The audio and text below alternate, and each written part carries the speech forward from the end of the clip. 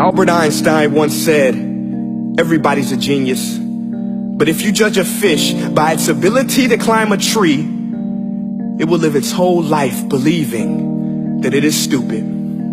Ladies and gentlemen of the jury, today on trial we have modern day schooling. Glad you could come. Not only does he make fish climb trees, but also makes them climb down and do a 10-mile run. Tell me, school, are you proud of the things you've done? Turning millions of people into robots, do you find that fun? Do you realize how many kids relate to that fish? Swimming upstream in class, never finding their gifts, thinking they are stupid, believing they are useless? Well, the time has come, no more excuses. I call school to the stand and accuse him of killing creativity, individuality, and being intellectually abusive. He's an ancient institution that has outlived his usage. So, Your Honor, this concludes my opening statement, and if I may present the evidence of my case, I will prove it. Proceed. Exhibit A. Here's a modern day phone. Recognize it? Here's a phone from 150 years ago. Big difference, right? Stay with me. Here's a car from today, and here's a car from 150 years ago. Big difference, right? Well, get this. Here's a classroom of today, and here's a class we used 150 years ago. Now ain't that a shame? In literally more than a century, nothing has changed. Yet you claim to prepare students for the future? But with evidence like that, I must ask, do you prepare students for the future or the past? I did a background check on you and let the record show that you were made to train people to work in factories, which explains why you put students in straight rows, nice and neat, tell them sit still, raise your hand if you want to speak, give them a short break to eat, and for 8 hours a day tell them what to think. Oh, and make them compete to get an A. A letter which determines product quality, hence grade A of meat. I get it. Back then, times were different. We all have a past. I myself am no Gandhi. But today, we don't need to make robot zombies. The world has progressed. And now we need people who think creatively, innovatively, critically, independently, with the ability to connect. See, every scientist will tell you that no two brains are the same.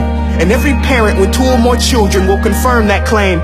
So please explain why you treat students like cookie cutter frames or snapback hats, giving them this one-size-fits-all crap. Watch your language. Sorry, Your Honor, but if a doctor prescribed the exact same medicine to all of his patients, the results will be tragic. So many people will get sick, yet when it comes to school, this is exactly what happens. This educational malpractice, where one teacher stands in front of 20 kids, each one having different strengths, different needs, different gifts, different dreams, and you teach the same thing the same way? That's horrific. Ladies and gentlemen, the defendant should not be acquitted. This may be one of the worst criminal offenses ever to be committed.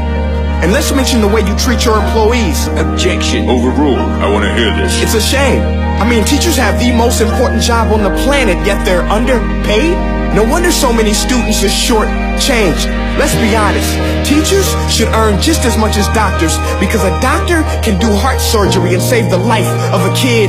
But a great teacher can reach the heart of that kid and allow him to truly live.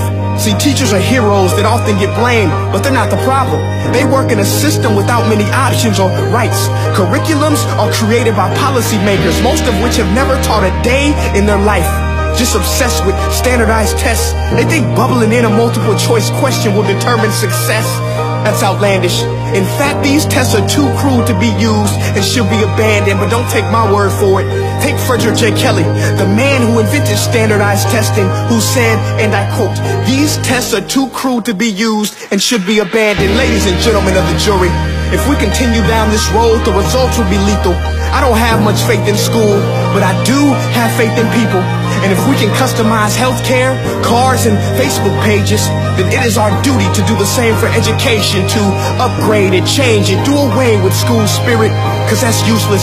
Unless we're working to bring the spirit out of each and every student, that should be our task. No more Common Core. Instead, let's reach the core of every heart in every class. Sure, math is important, but no more than art or dance. Let's give every gift an equal chance. I know this sounds like a dream, but countries like Finland are doing impressive things. They have shorter school days.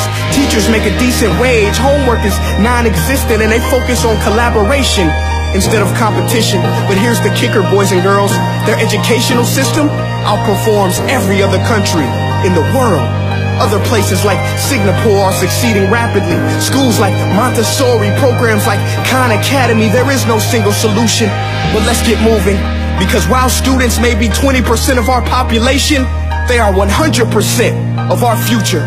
So let's attend to their dreams, and there's no telling what we can achieve.